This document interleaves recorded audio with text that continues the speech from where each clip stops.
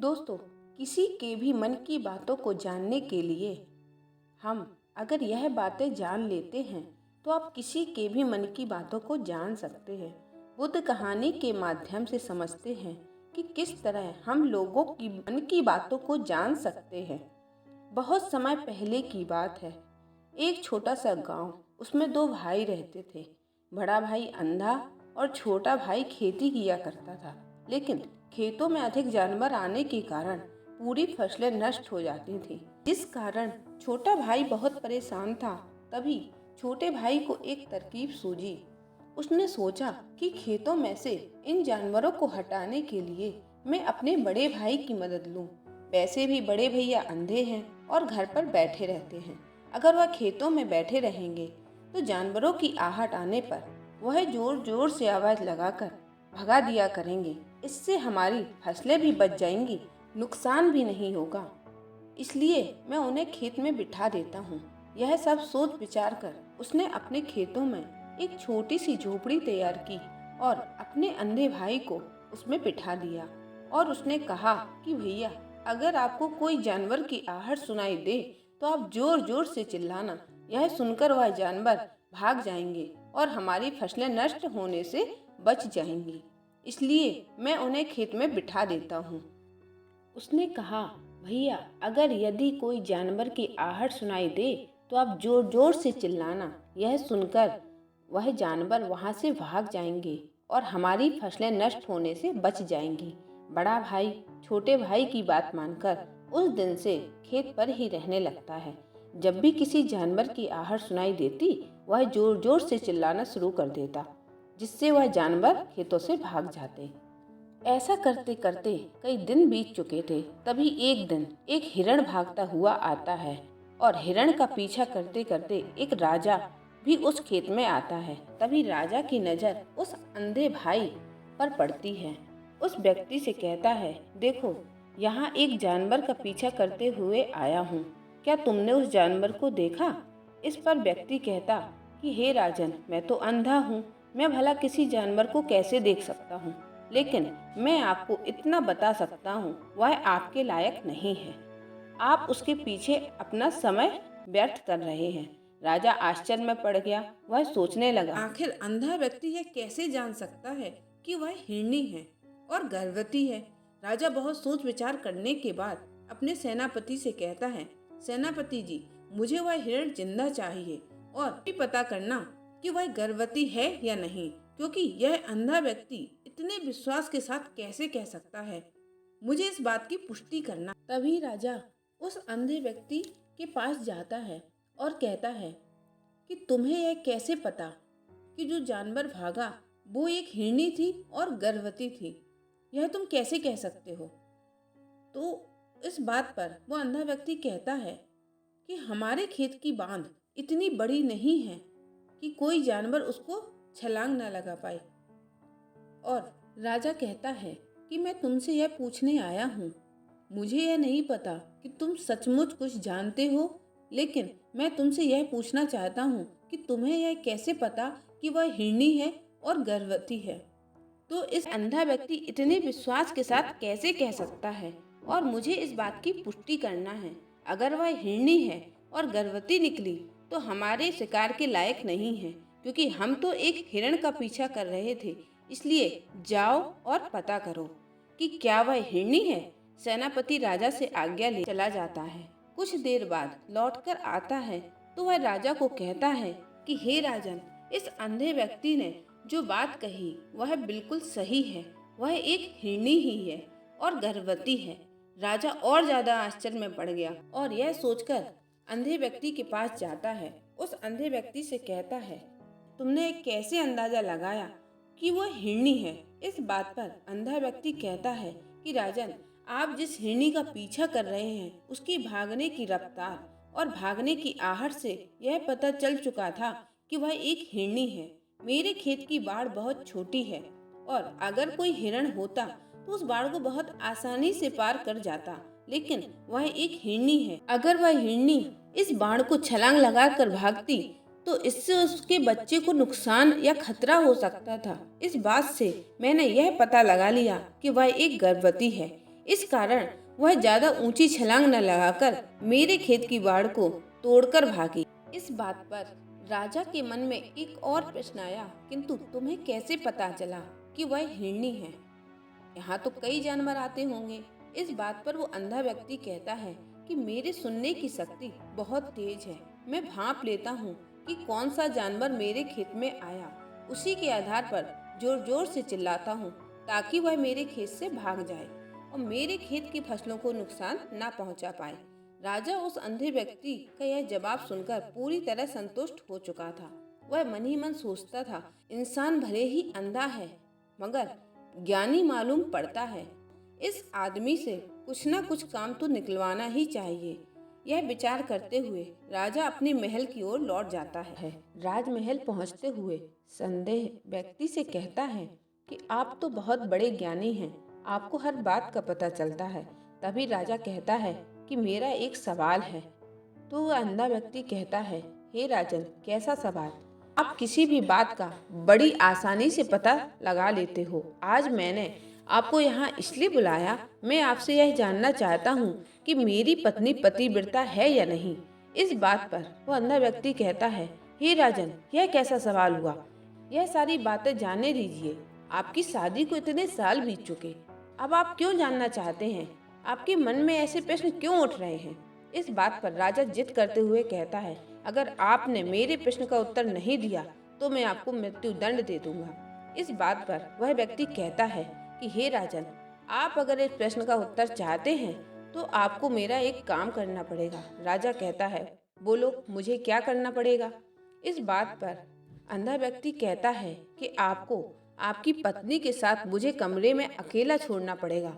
उस अंधे व्यक्ति की यह बात सुनकर राजा पहले क्रोधित हो जाता है, लेकिन कुछ सोच विचार करने के बाद राजा अपने सेनापति को आदेश देता है कि इस व्यक्ति को और मेरी पत्नी को एक कमरे में कुछ देर के लिए अकेला छोड़ दो। अब अंधा व्यक्ति और राजा की पत्नी एक कमरे में बंद हो चुके हैं। तभी अंधा व्यक्ति राजा की पत्नी से कहता है, मुझे आपको छूना है। इस बात पर रानी क्रोधित होकर ये आदमी को पीटने लगती है, कभी हाथों से, कभी लातों से और कभी पटक पटक कर। जैसे तैसे वह अंधा आदमी रानी से बचकर बाहर निकलता है और वह राजा के पास पहुंचकर कहता है कि हे राजन, आपकी पत्नी पतिव्रता नहीं है। यह बात सुनकर राजा अत्यधिक क्रोधित हो उठता है और सीधा तलवार निकालकर अपनी रानी के पास जाता है और क्रोधित होकर रानी से कहता है कि रानी जी, आज मैं जो आपसे सवाल करूंगा उसका सच सच जवाब दीजिएगा। अगर आपने एक शब्द भी झूठ कहा तो अभी के अभी सर धड़ से अलग कर दूंगा।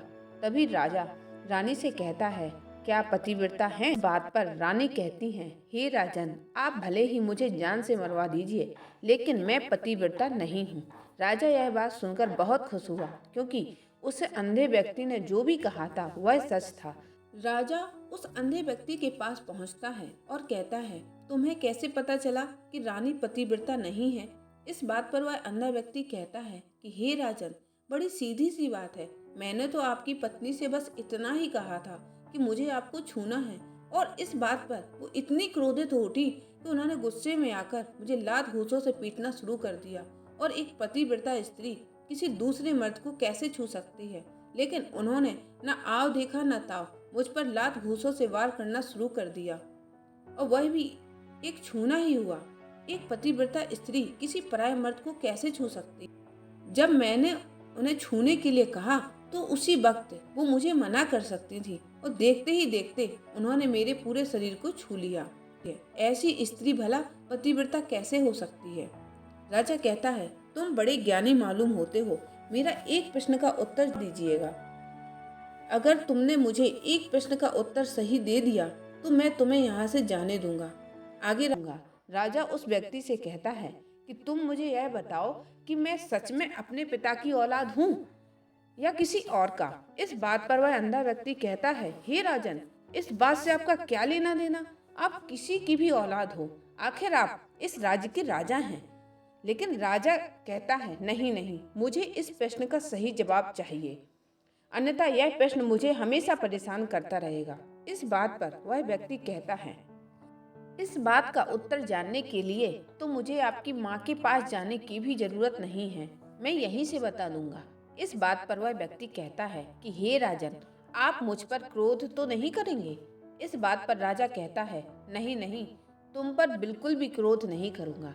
इसके बाद अंधा व्यक्ति कहता है, राजन, आप हैं तो अपने पिता की पुत्र, लेकिन आपके ऊपर एक कंजूस सेठ की छाया पड़ी हुई है। यह सुनकर वह बहुत क्रोधित हुआ और तलवार निकालकर सीधा अपनी माँ के पास जा पहुंचा और उसने माँ से कहा, मैं अपने ही पिता का पुत्र हूँ या नहीं, इस बात पर आप मुझे सही सही उत्तर दीजिए। अगर आपने सही नहीं बताया तो मैं यहीं अपने प्राण त्याग दूंगा। इस बात पर राजा की माँ कहती हैं, बेटा, तुम हो तो अपने पिता के पुत्र, मगर तुम्हारे ऊपर एक कंजूस सेठ की छाया पड़ी हुई है। जब मैं एक बार नहाने के बाद अपना आईना देख रही थी, तभी उस पर मुझे एक कंजूस सेठ की छाया दिखाई पड़ी। वही छाया तुम पर पड़ी हुई है। यह बात सुनकर राजा बहुत खुश हुआ। वह तुरंत उस अंधे व्यक्ति के पास जाता है और उस अंधे व्यक्ति से कहता है, तुम्हें यह कैसे पता चला मुझ पर एक कंजूस सेठ की छाया पड़ी हुई है? इस बात पर वह व्यक्ति कहता है, आपने मुझसे इतने सारे सवाल पूछे, और कोई राजा होता तो मुझे इस बात पर बहुत सारे इनाम मिल चुके होते, लेकिन आपने अभी तक एक फूटी कौड़ी तक नहीं दी। इस बात में अंदाजा लगा सकता हूँ कि आपके ऊपर एक कंजूस सेठ की छाया पड़ी हुई है। यह बात सुनकर राजा जोर जोर से हंसने लगता है और कहता है कि आप जो भी मांगोगे मैं दूंगा, लेकिन मुझे यह बताओ, आपको यह बात कैसे पता चलती है? तुम किसी की बात को इतना सटीक उत्तर कैसे दे देते हो? इस बात पर वह अंधा व्यक्ति कहता है, हे राजन, मैं तो देख नहीं सकता।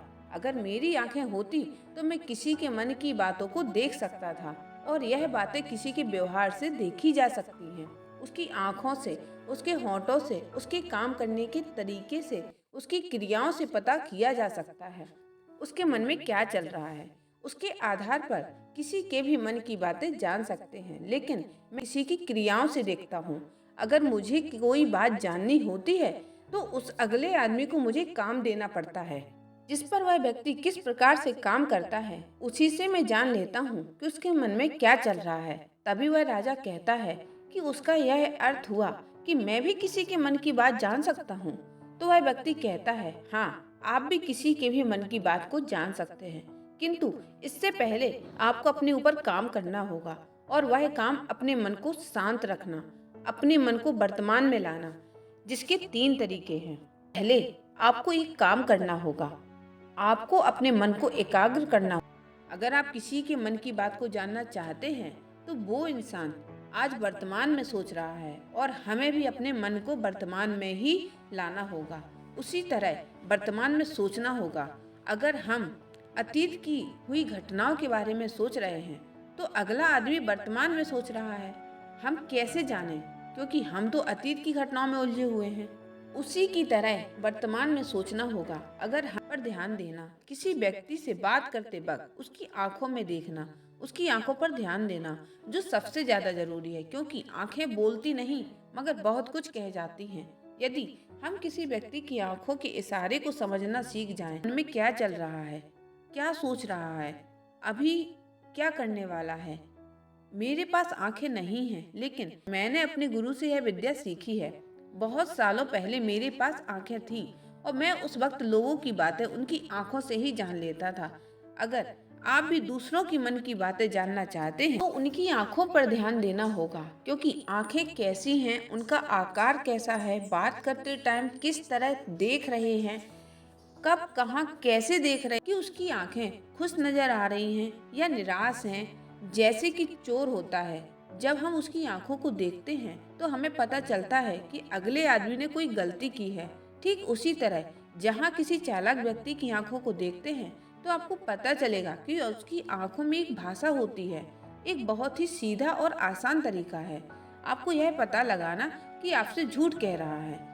उसकी आंखों पर ध्यान देना अति आवश्यक है। अगर वह बात करते समय व्यक्ति यहाँ वहाँ दाएं बाएं देख रहा है तो वह व्यक्ति उस बात से निकलने का रास्ता देख रहा है, वह झूठ बोल रहा है। यदि सामने वाला व्यक्ति आपसे झूठ कहने का प्रयास कर रहा है तो आपसे नजरें नहीं मिलाएगा, यहाँ वहाँ देखेगा, ऊपर नीचे नहीं देखेगा, क्योंकि उसे डर है कि उसने अगर आपकी आंखों में देखा तो उसका झूठ पकड़ा जाए। इस प्रकार कुछ और भी भाषाएं होती हैं, जैसे हाव भाव, आप किसी की भी आंखों में आंखें डालकर देखना शुरू कर देते हैं तो उसके हाव भाव कैसे हैं, उसी प्रकार चेहरे के हाव भाव देखकर हम मन की बात बड़ी आसानी से समझ सकते हैं। इन्हें समझना बहुत जरूरी है। कभी कभी कोई किसी व्यक्ति के चेहरे में गौर करेंगे तो आप आसानी से समझ पाएंगे कि वह व्यक्ति निराश है, बहुत उदास है, फिर वह बहुत खुश है, उसे बहुत बड़ा दुख है। उसके अंदर क्या महसूस कर रहा है उसके चेहरे से आप जान सकते हैं। फिर चाहे इंसान जुबान से कुछ बोले या ना बोले, लेकिन आप उसके चेहरे से सब कुछ पता कर सकते हैं। आगे व्यक्ति राजा से तीसरा तरीका बताते हुए कहता है कि हे राजन, इसी प्रकार तीसरी भाषा और शरीर का व्यवहार, मन की बातें समझने के लिए हमें हाथों के इशारे, शरीर के व्यवहार को समझना बहुत आवश्यक है। यदि कोई व्यक्ति जब बात करता है, आपने देखा होगा कि भाई अपने पैरों को हिलाता है, अपने हाथों के इशारे करता है, बात बात पर अपने शरीर का व्यवहार, बॉडी लैंग्वेज का भी पूरा उपयोग करता है, जिससे हम यह पता सकते हैं कि वह हमारी बातों पर कितना ध्यान दे रहा है, उसके मन में क्या चल रहा है। शरीर के व्यवहार को देखकर बार बार हाथ मटकाना, शरीर मटकाना, चेहरे पर बार बार हाथ लगाना, हाथों को एक दूसरे से मसलना, बहुत सी क्रियाएं होती हैं जिस पर ध्यान देना अति आवश्यक है। हमें मन की बात को समझने के लिए उसके शरीर के व्यवहार को भी समझना पड़ता है। हम इन 3 तरीकों से सही तरीके से ध्यान दें तो हम किसी के भी मन की बात को जान सकते हैं, बड़ी सरलता और सहजता से जान सकते हैं। इसलिए अगर किसी के मन की बात को जानना है, हाव भाव बहुत बारीकी से समझना होगा, उसके मन में क्या चल रहा है, वह क्या सोच रहा है, उससे पहले आपको अपने मन को एकाग्र करना होगा और वर्तमान में सोचना होगा, शांत करना होगा। तभी आप उस व्यक्ति की क्रियाओं पर ध्यान दे पाएंगे, समझ पाएंगे। अन्यथा आप अतीत की घटना में व्यस्त हैं, आप और भविष्य की योजनाओं में व्यस्त हैं, तो आप उस व्यक्ति के हाव भाव नहीं देख पाएंगे, ना ही जान पाएंगे कि उसके मन में क्या चल रहा है। आपने देखा होगा कई संत महात्मा जो आपको बहुत बारीकी से देखते हैं और देखकर यह बता देते हैं कि आपके मन में क्या चल रहा है, आप उनसे क्या जानना चाहते हैं। इसका प्रमुख कारण ही यही है कि वह आपको पढ़ सकते हैं, आपको समझ मन की बात को जान सकते हैं, क्योंकि उनका मन एकाग्र है, शांत है और आपके मन की बात बहुत सरलता से समझ सकते हैं। अगर आपने अभी तक इस कहानी को सुना है तो मैं अनुरोध करती हूँ कि इस चैनल को सब्सक्राइब और दोस्तों को शेयर जरूर करें, ताकि आपके लिए और ही ऐसे ही ज्ञान से भरपूर कहानियों को लेकर आती रहूंगी। नमो बुद्धाय। मिलते हैं नेक्स्ट वीडियो में।